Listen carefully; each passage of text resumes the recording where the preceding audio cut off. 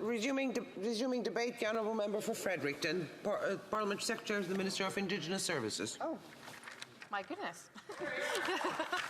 Well, thank you very much, Madam Speaker. I thought I had some more time here, but I'm certainly happy to engage in our kind of final moments here in this chamber tonight, addressing the very important Bill C-69, which is our Budget Implementation Act. And you know, Madam Speaker, as I prepared what I was going to share this evening, I thought a lot about our wonderful staff members here in the House of Commons who have been supporting us tonight. I think about our lobby teams who do so much for us, and I also think about my own team, both in the riding of Fredericton and right here on the Hill. So I'd just like to take this moment to congratulate them and thank them for all that they do on behalf of constituents across the country. And this got me thinking, Madam Speaker, I have a wonderful intern in my office right now, and she's actually visiting us from Michigan, studying our Westminster parliamentary system, comparing it to the American system that she's used to. And she interviewed me today. And she asked me a bunch of questions about, my personal journey into this place, various policies and the process that I kind of undertake. But she also asked me a very interesting question, and it took me a minute of pause. She asked me, what will be the biggest issue for Canadians 10 years from now?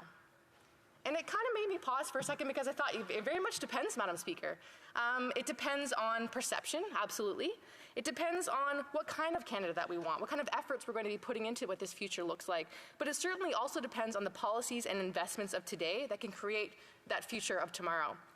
And the Canada that I want to see, Madam Speaker, is one that is inclusive and diverse, one that focuses on equity and justice for all, one that has Canada leading in the green economy, one that respects environmental sustainability, one that has affordable, accessible housing as a human right, one that ensures safety and security for all.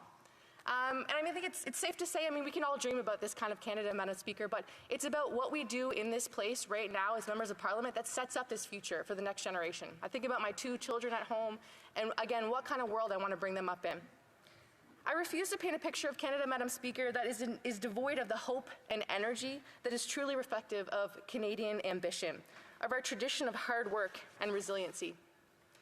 Conservatives, Madam Speaker, may chastise me by suggesting I take off my rose-colored glasses and hop on the nation-bashing bandwagon, but I won't do that, Madam Speaker. No one is saying that Canadians have never had it so good. We know there are challenges right across this country.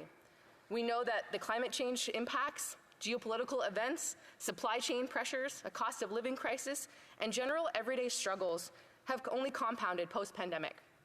We know that the word unprecedented has unfortunately been used an unprecedented amount of times in the last couple of years. This doesn't mean that we turtle, Madam Speaker. It doesn't mean that we bury our heads in the sand, or worse, that we retreat to the angry corners of the internet to point fingers and scapegoat our fears against the most vulnerable in society. Unfortunately, Madam Speaker, this is the direction that Conservatives have chosen. This is the leader of the opposition who smiles while our country burns so that he can claim to be the great savior. Like Dances with Wolves, swooping in to rescue poor Canadians from the boogeyman. Canadians don't need a savior, Madam Speaker. They don't need to be talked down to or patronized. They don't need to be misled. They need solutions. They need evidence-based policy. They need investments. They need support. But most of all, Madam Speaker, I think that they need each other. The Canada that I envision in 10 years would also see cooperation, unity, an atmosphere of civil dialogue where we can set aside our perceived differences to find a common ground that truly binds us. I hear none of this from the leader of the opposition, Madam Speaker. I hear a lot of me, I hear a lot of a lot of what he thinks is best, or supposedly what is common sense, even when it makes no sense at all. Bill C-69 is about setting the stage for a bright future for Canadians. It's about fairness. It's about strategic initiatives that respond to the difficult realities faced by Canadians.